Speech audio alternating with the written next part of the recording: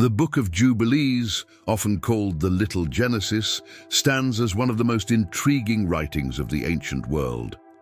It takes the familiar stories of Genesis and Exodus and reframes them with a striking focus on time, order, and divine rhythm. Instead of simply retelling events, Jubilees presents history as a carefully measured sequence, a timeline designed to reveal God's perfect structure for creation and covenant. From its very first pages, the book invites us to see time not as an empty backdrop for human activity, but as a sacred pattern that carries meaning and purpose. What makes Jubilees unique is the way it reshapes our understanding of calendars. In our modern world, a calendar may seem like a simple tool for marking birthdays, appointments, or holidays. But in the ancient mindset, a calendar was much more than this. It was a framework for worship, a guide for holy festivals, and a reflection of whether people were living in harmony with God's design. By presenting a 364-day calendar of perfect order, Jubilees offers not only an alternative way of keeping time, but a challenge to the very systems we use today.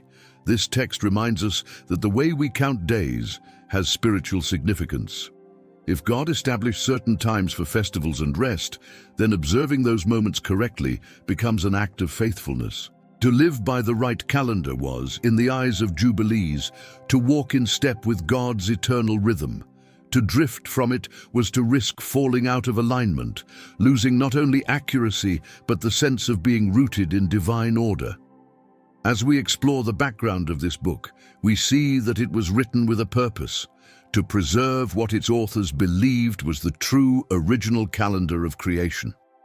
At a time when different systems of reckoning time were competing, Jubilees presented a bold claim that there was only one correct way, and that way was revealed from heaven. This claim gave the book both its power and its controversy, as communities struggled to decide whether to embrace or reject its vision. The introduction of Jubilees sets the stage for a much larger question. What does it mean to live in God's rhythm? It is not only about astronomy or mathematics, but about the deeper truth that every aspect of life, even the flow of days and seasons, reflects divine authority. The book challenges us to consider whether the calendars we follow today still carry that sense of sacred order, or whether we have settled for patterns shaped by human convenience rather than God's design. If you are interested in uncovering the hidden wisdom of ancient texts and exploring how they speak to our lives today, make sure to subscribe to this channel, give this video a like, and share your thoughts in the comments. Your support helps us continue bringing these powerful insights to light, and it creates a space where we can reflect together on the mysteries of faith, history, and the divine order of time. The Book of Jubilees once held a place of great importance among certain Jewish communities, and even influenced the earliest followers of Christ, yet over the centuries it became less visible, almost hidden from the mainstream. To understand why this happened, we must recognize the weight it carried in its original context. Jubilees was not written as a casual commentary, but as a record of divine revelation delivered through the voice of an angel to Moses on Mount Sinai. This claim gave it an authority that reached beyond human authorship. It was believed to hold instructions about how time should be observed, and in doing so, it preserved something many thought to be essential for true worship and covenant faithfulness. For those who held tightly to it, Jubilees was not simply a retelling of Genesis stories. It was a safeguard of sacred order, especially concerning the calendar. By grounding creation and history within a 364-day framework, it established what was thought to be God's original blueprint for time itself. In this sense, the book did not only preserve history, it preserved the key by which history could be understood and lived correctly. If the right calendar was lost, then the right timing for God's feasts, commands, and blessings could also be lost. This was no small matter, For in the biblical world, to miss an appointed time was to fall out of step with divine will. Yet over time, the prominence of Jubilees faded. Many communities turned away from its vision of sacred time, and as the Jewish calendar shifted toward lunar reckoning, the authority of the book was questioned. Rabbis and leaders who defended the lunar calendar naturally resisted a text that called for something different. What began as a central guide for some became an uncomfortable challenge for others, and this tension contributed to the book's marginalization. The Christian world also had a complex relationship with Jubilees. Some early Christian groups valued it, especially those with roots close to Jewish traditions. But as Christianity moved further into the Gentile world, texts that seemed too tightly bound to Jewish law and calendar often lost favor. Over time, the book was excluded from the canons of both Judaism and most branches of Christianity. What remained were fragments, echoes in references, and preserved copies in certain traditions, such as the Ethiopian Orthodox Church, which continued to treat Jubilees as authoritative scripture. What makes this history fascinating is that the book never truly disappeared. Copies and fragments survived in hidden places, preserved in languages like Ge'ez, and rediscovered in the caves of Qumran among the Dead Sea Scrolls. These discoveries confirmed that the book had once been widely read and respected, especially among groups like the Essenes, who viewed themselves as guardians of the true calendar. For them, Jubilees was more than sacred literature. It was a manual for aligning their entire community with God's order. The idea of a hidden book of time captures the heart of Jubilees' mystery. It was hidden because it contradicted dominant systems, hidden because its claims unsettled those in power, hidden because its vision was too demanding for those who preferred flexibility over precision. Yet the fact that it survived in fragments and faithful traditions suggests that its message could not be entirely silenced. Time itself seemed to preserve the book, almost as if its very theme, divine order in the face of human drift, was mirrored in its own survival. What we learn from this is that time, in ancient thought, was not simply a neutral backdrop for events. It was active, charged with meaning, and directly connected to divine order. To lose the true calendar meant to lose more than accuracy. It meant losing the rhythm of life that God had designed. Those who clung to Jubilees believed that by following its calendar, they were safeguarding the covenant itself. Those who abandoned it risked sliding into disorder. This raises questions that remain relevant. Why was such an emphasis placed on the structure of time? Why did disputes over calendars provoke such division? The answer lies in the understanding that time and worship were inseparable. If a feast was celebrated on the wrong day, it was not simply a scheduling error, but a spiritual failure. To gather out of alignment with God's rhythm was to miss his appointed presence. The stakes could not be higher, and this explains why a book like Jubilees could be seen as either indispensable or dangerous.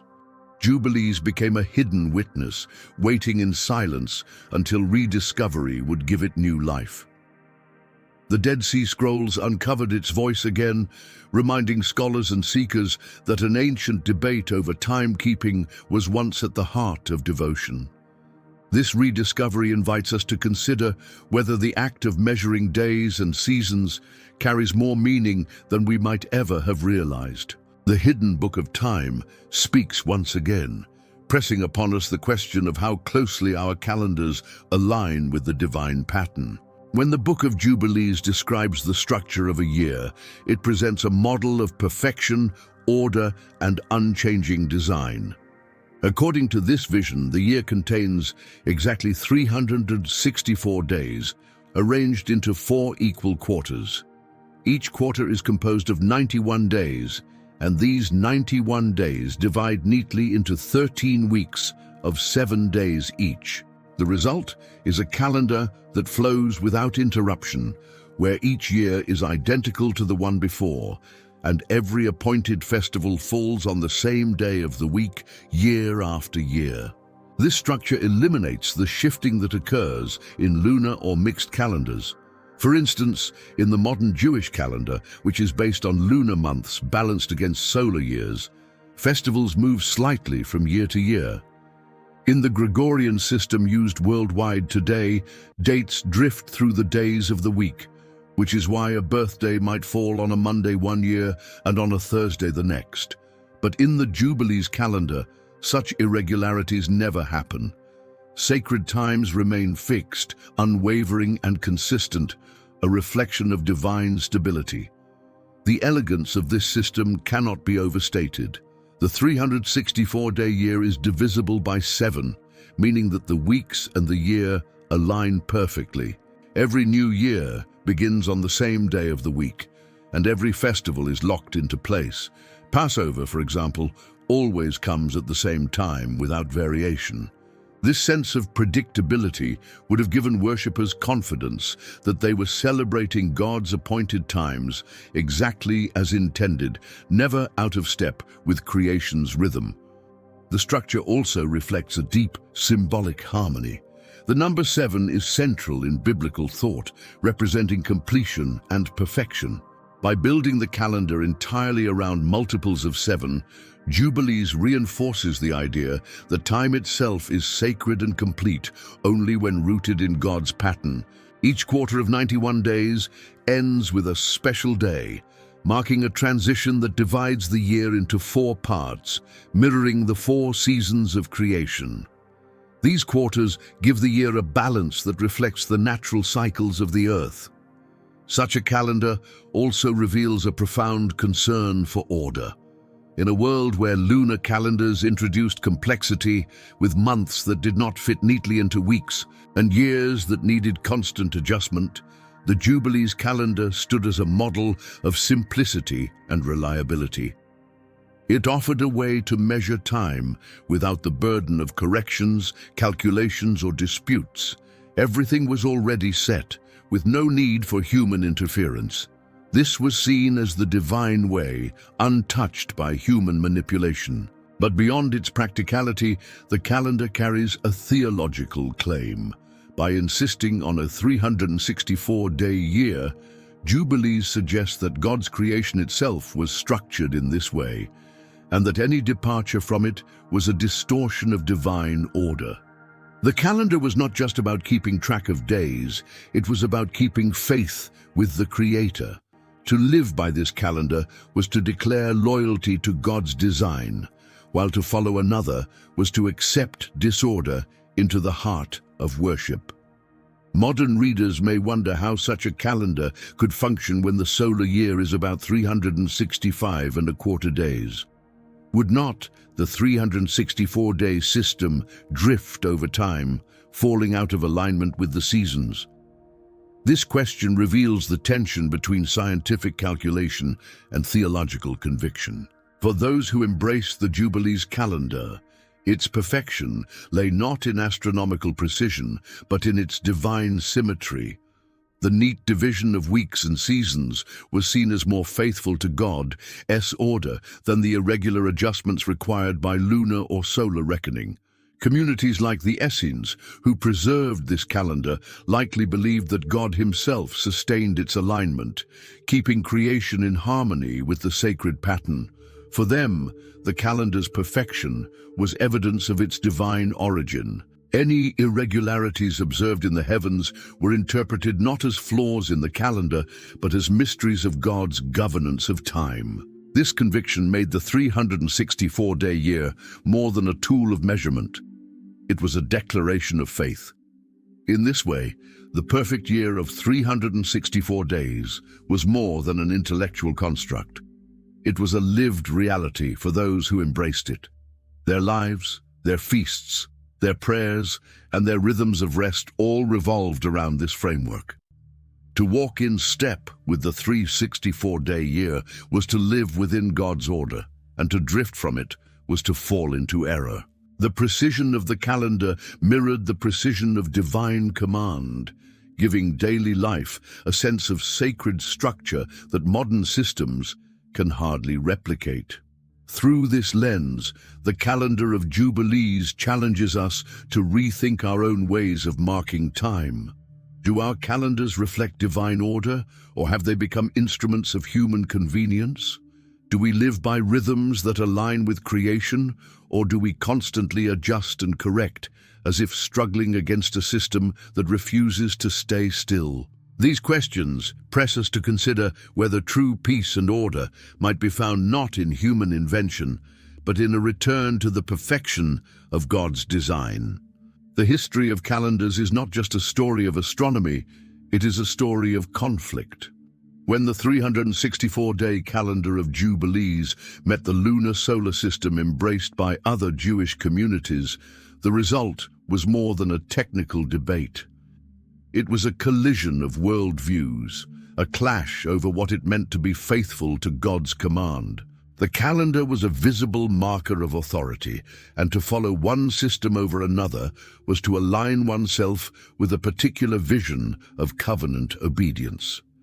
The lunar calendar, with its months tied to the cycles of the moon, introduced irregularities that constantly required adjustment. Festivals would move through different days of the week, and over time, without correction, they could drift out of season. Advocates of the Jubilees calendar saw this as unacceptable. To them, God's appointed times were fixed from the beginning, and to celebrate them on shifting days was to corrupt the covenant. What was meant to be eternal and unchanging had become unstable and unpredictable. This disagreement was not just theoretical. Historical evidence, especially from the Dead Sea Scrolls, shows that groups like the Essenes at Qumran deliberately separated themselves from the mainstream, in part because of the calendar dispute. They believed that the temple authorities in Jerusalem had forsaken the true calendar, and with it, true obedience. For them, the 364-day year was not an optional interpretation. It was the dividing line between righteousness and corruption. In practice, this meant that communities using different calendars would celebrate holy days at different times. One group might gather for Passover, while another was still preparing for it. Or one might observe the Day of Atonement on a day that others treated as ordinary. The result was confusion, disunity, and a sense that sacred time itself had been fractured. What should have united the people of God became a source of division, with each group convinced that their reckoning of time was the faithful one.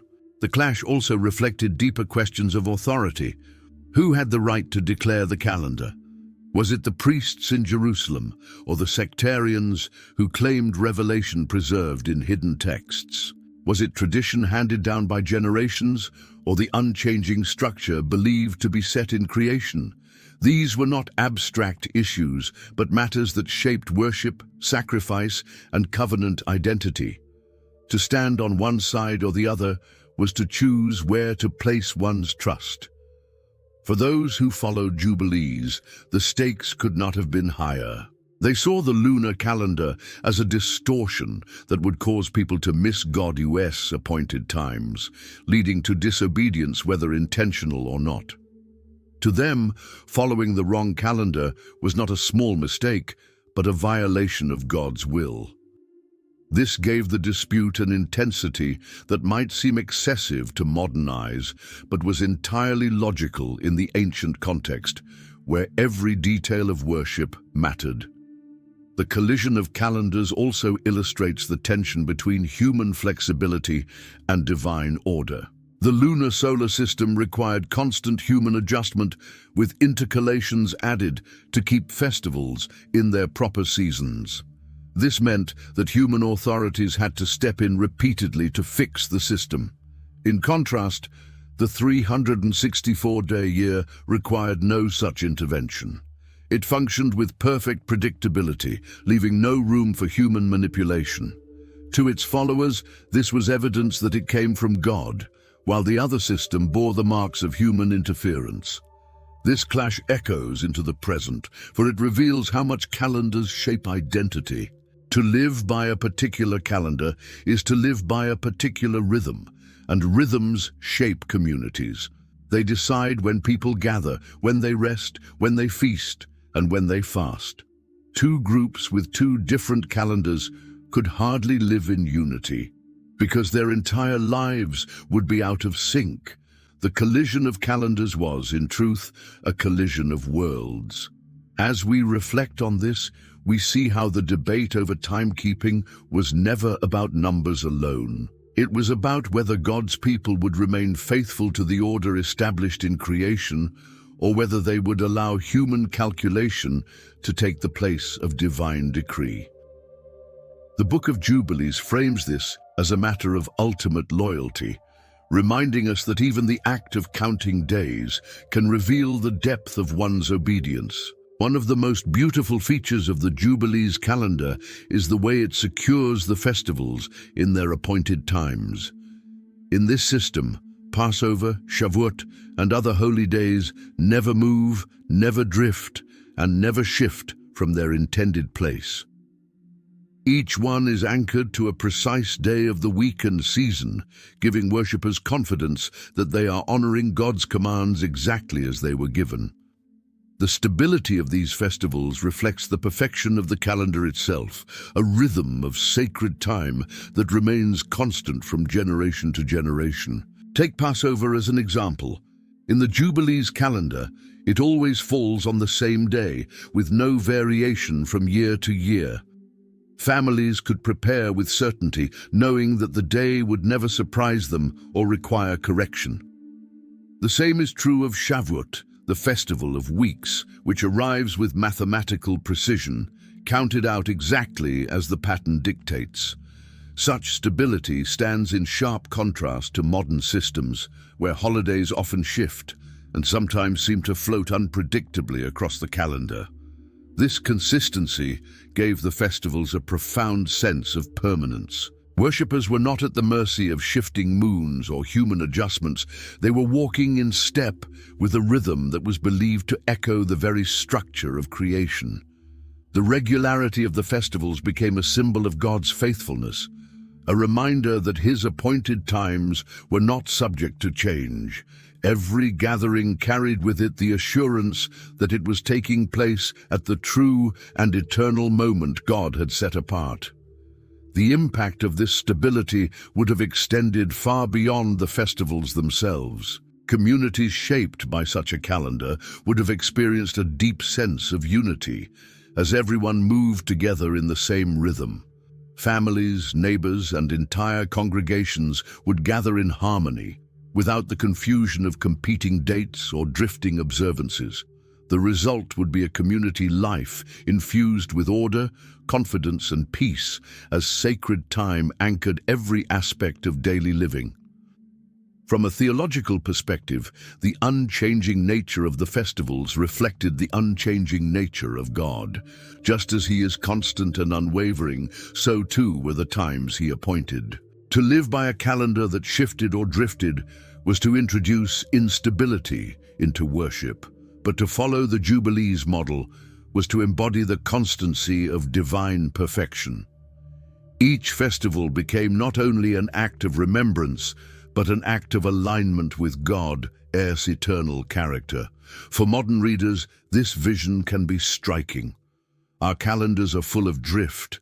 Birthdays, anniversaries, and holidays fall on different weekdays each year. Religious observances often require correction or adaptation.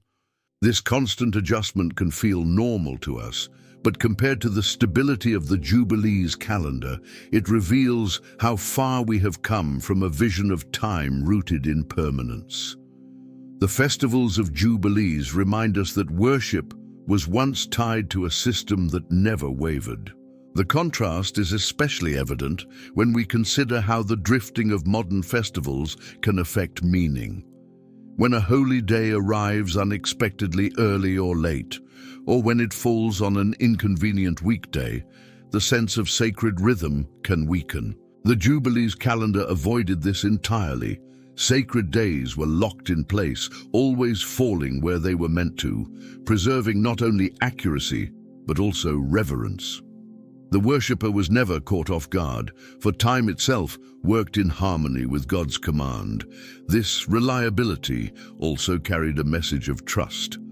By following the 364-day calendar, people could rest in the assurance that they were never missing God's timing. They did not need to rely on human authorities to announce corrections or declare intercalations. The calendar itself, perfect in its structure, carried them forward without fail. In this sense, the festivals were not only celebrations of God's past acts, but demonstrations of His ongoing faithfulness to guide His people through the rhythm of time. When we imagine the beauty of a festival that never drifts, we see more than a technical advantage. We see a vision of worship anchored in stability, order, and divine permanence. It is a reminder that sacred time is not meant to be fragile or shifting, but firm and dependable. The festivals of Jubilees offer a glimpse of what it might mean to live in a world where time itself is a reflection of God's eternal design, unshaken by human alteration. The Book of Jubilees presents time not as a neutral sequence of days, but as an arena in which faithfulness to God is tested and displayed. Every sunrise, every cycle of the week, and every appointed festival carried with it a command and a responsibility. By anchoring these events to a specific calendar, the book insists that obedience must extend even to the way time is measured. To celebrate a feast on the wrong day was not simply an error of calculation, but an act that carried spiritual weight, for it signaled a break in the covenant rhythm. In this vision, God is portrayed as the Lord of time itself. Just as He set the boundaries of the seas and the courses of the stars, so too did He establish the measurement of days and seasons. The 364-day calendar is presented not as a human invention, but as a divine decree, a framework given at creation.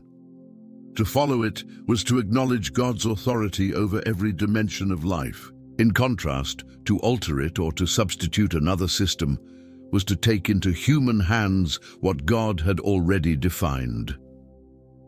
The insistence on correct timing reveals the depth of the covenant relationship. The people of God were not left free to choose how and when to worship. Their lives were to be woven into the fabric of divine order. This meant that obedience extended beyond moral commands into the very structure of the year.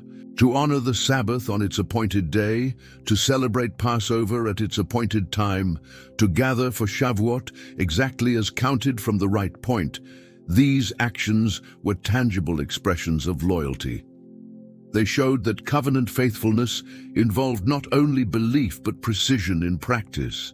The seriousness of this can be seen in the language of Jubilees, which often frames deviations from the calendar as acts of rebellion. When feasts drift from their appointed times, the people are accused of neglecting God's command. Such language underscores the belief that disobedience in timekeeping was as significant as disobedience in law or worship. It was not a minor technicality, but a central aspect of covenant life. To fall out of sync with God's calendar was to fall out of sync with God Himself.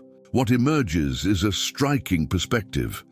Timekeeping becomes an act of worship. Counting days, marking weeks, and observing seasons were not tasks to be taken lightly. They were acts of devotion.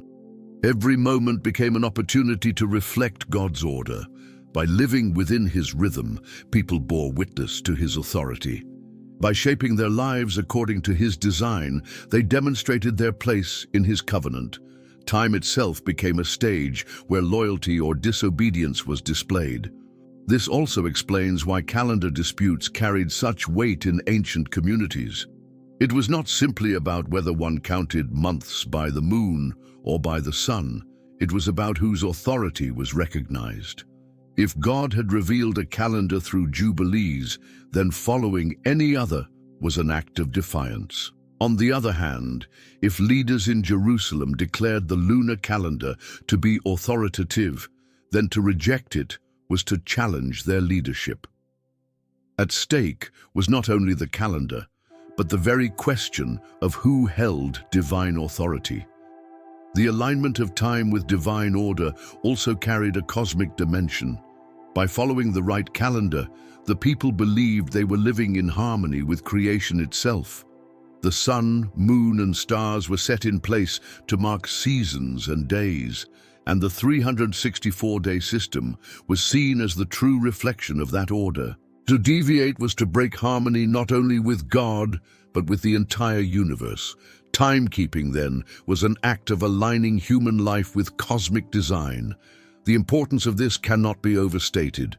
In a world where chaos and disorder were constant threats, the stability of divine time offered security. To live by God's calendar was to live in peace, knowing that one was walking in the order set from the beginning. To adopt another system was to open the door to confusion, drift, and instability. The calendar was more than a schedule. It was a shield against disorder, a safeguard of covenant faithfulness. When viewed in this way, the teachings of Jubilees challenge modern assumptions about time. We often treat calendars as tools of convenience, adjusted to fit work schedules, holidays, and cultural practices. But the book presses us to ask, what if time is sacred? What if measuring days correctly is itself an act of devotion? What if living out of sync with God's rhythm carries consequences we barely perceive? These questions open a deeper reflection on how even the smallest acts, like turning a page on a calendar, can reveal where our loyalty lies. In the theology of Jubilees, time, order, and divine authority are inseparable. To obey God is to live in His rhythm. To honor His authority is to measure days as He decreed. In this light, the calendar is not an accessory to faith, but its foundation. It structures life, worship, and community. It shapes identity and secures covenant. And it reminds us that God's authority extends not only over laws and morals, but over the very fabric of time itself. The rediscovery of the Dead Sea Scrolls in the mid-20th century breathed new life into the study of ancient calendars. Among the fragments found in the caves of Qumran were multiple copies of the Book of Jubilees, preserved with remarkable care. This discovery confirmed that the text had played a central role in the life of the Qumran community, a group often identified with the Essenes, who had withdrawn from the mainstream Jewish world. For them, Jubilees was not a curiosity, but a guidebook, especially in matters of time and worship. The scrolls revealed that the Qumran community had embraced the 364-day calendar as their own. They recorded festivals and sacred times in alignment with the structure described in Jubilees, and they did so with a zeal that reflected deep conviction. Their decision to separate themselves from the temple in Jerusalem was driven in part by their belief that the priests there had abandoned the true calendar. To them, the corruption of sacred time was evidence of a larger corruption in leadership, and so they formed their own community dedicated to preserving purity. This gives us a vivid picture of how seriously the calendar was taken. It was not just a theoretical system, it shaped the very identity of the community. By living according to the Jubilees calendar, the Qumran sectarians believed they were walking in step with God's will, even if the rest of the nation had gone astray. Their isolation was not merely social or political, but temporal. They literally lived by a different rhythm of time. The scrolls also showed that the community saw themselves as keepers of hidden knowledge. By treasuring Jubilees, they believed they were preserving truths that others had forgotten or rejected. This gave them a sense of divine mission, as though they were the last guardians of God's order in a world drifting into error. The calendar was central to this mission, for it was the key to keeping the covenant alive. Without it, they believed the appointed times of God would be lost. The significance of this discovery for modern scholarship cannot be overstated. Before the scrolls were found, the Book of Jubilees was known primarily through later traditions, and its influence was uncertain. The presence of multiple copies at Qumran demonstrated that it was widely read and deeply respected in the Second Temple period. It also confirmed that debates over calendars were not marginal, but central to religious life in that era. The scrolls gave concrete evidence of a community that shaped its entire existence around the teachings of Jubilees. What is striking is how the Qumran community used the calendar to define boundaries. By holding to the 364-day year, they distinguished themselves from the rest of Judaism. Their feasts, their Sabbaths, their fasts, all fell on different days from those observed in Jerusalem.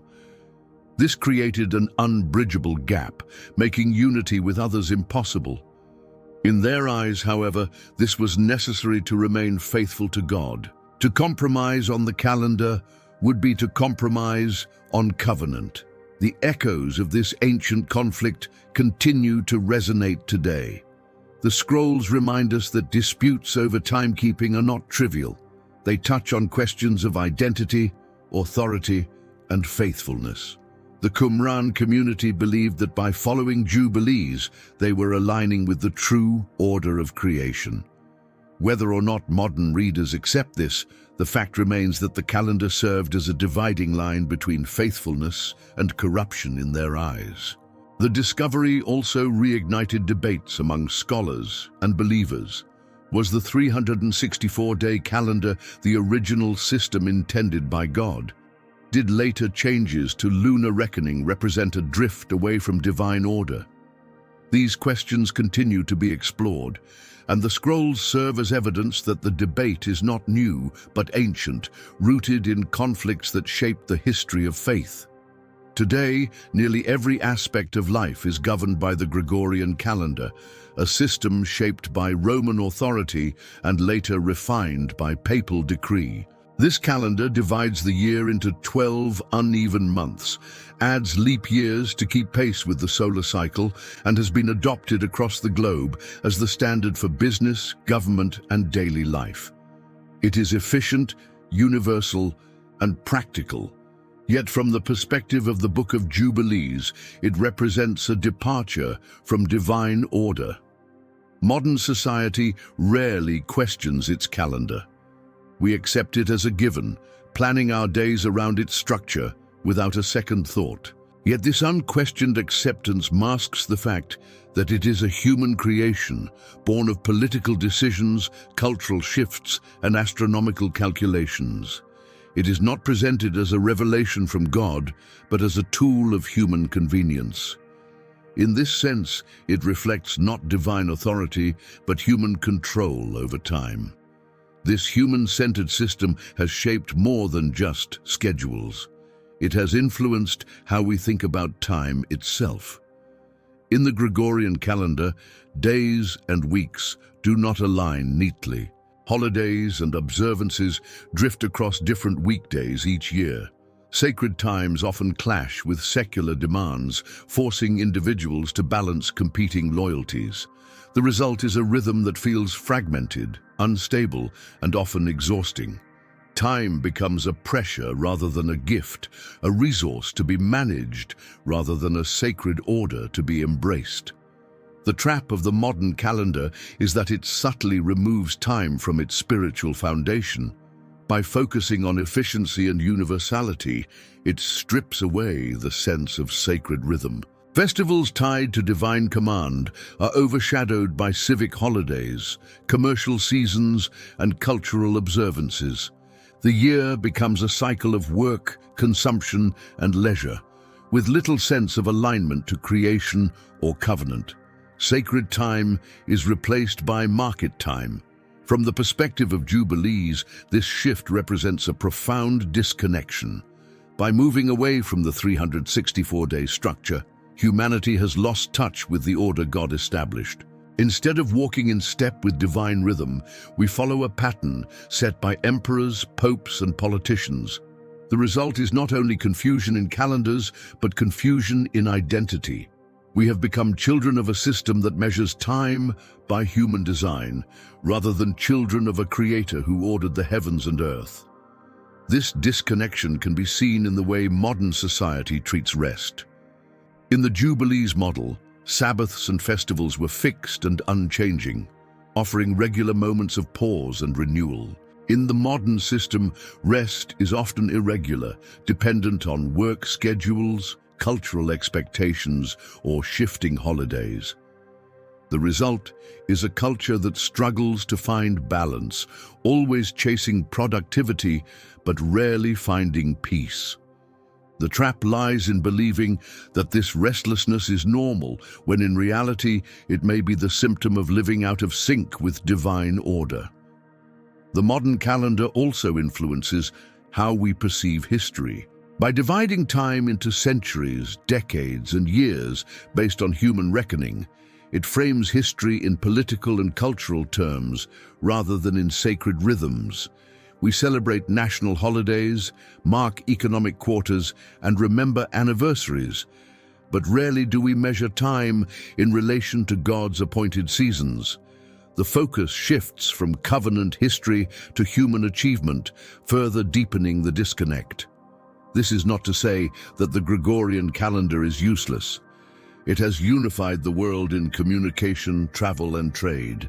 But its dominance has come at a cost.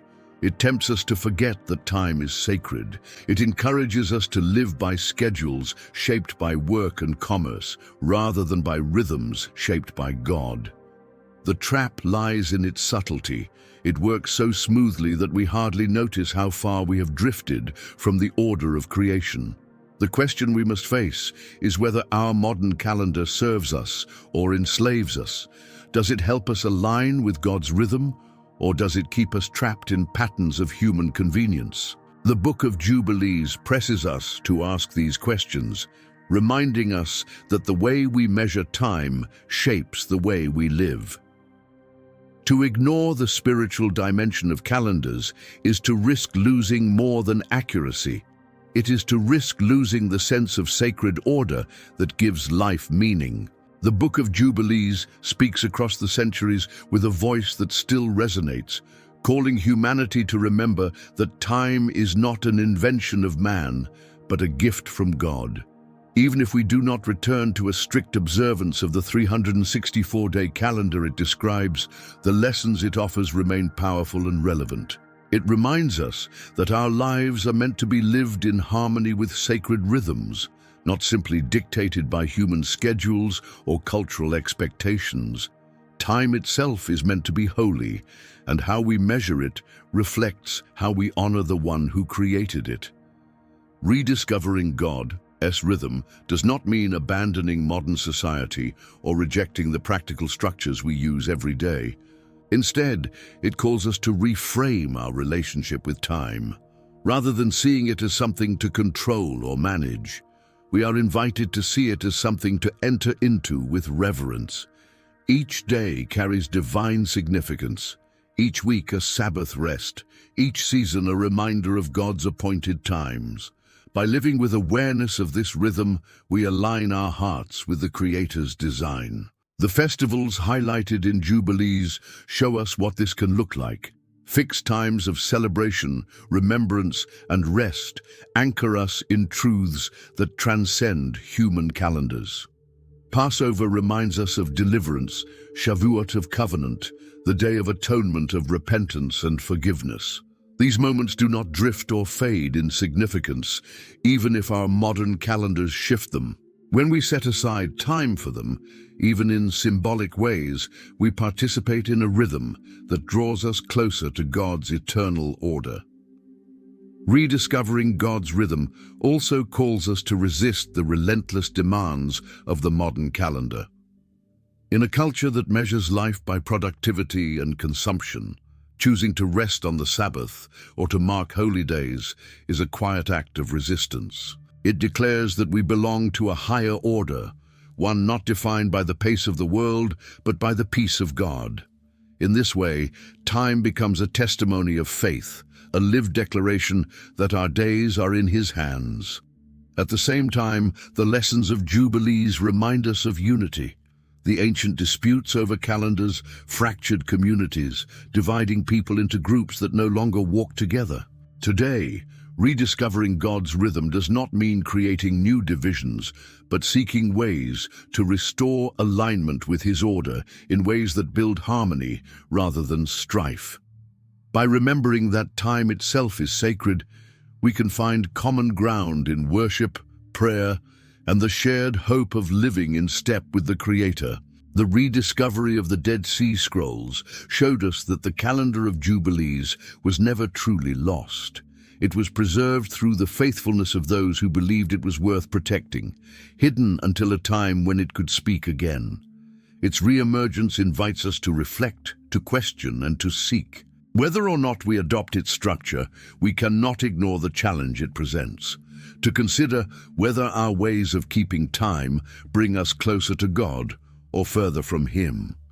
This challenge is not only historical, but personal. Each of us measures our days according to some rhythm. The question is whether that rhythm reflects divine order or human convenience. The Book of Jubilees invites us to look beyond the surface of our calendars and to ask what they say about our hearts. Are we drifting with the tides of culture, or are we rooted in the constancy of God's design? To rediscover God's rhythm is to live with awareness. It is to see each day as a gift, each week as a cycle of creation and rest, each season as a reminder of divine faithfulness. It is to step back from the noise of the world and to remember that time is not ours to control, but ours to receive. In this awareness, even the ordinary becomes sacred, and even the passing of days becomes a way to honor the Creator. The vision of Jubilees ends not with despair over what has been lost, but with hope for what can be restored. Sacred time is never fully erased, for it is woven into creation itself. By turning our hearts toward God's rhythm, we can begin to experience the peace, order, and joy that come from living in harmony with Him. The invitation remains open to rediscover the rhythm that was set from the beginning, and to let our lives reflect the beauty of divine time. If this journey through the Book of Jubilees and its vision of time has inspired you, take a moment to stay connected with us. Subscribe to the channel so you do not miss future explorations of ancient wisdom. Like this video to let us know that it spoke to you, and leave a comment to share your thoughts or reflections. And if you found the message meaningful, share this video with friends and family, so that together we can continue to rediscover the sacred rhythms that bring us closer to God.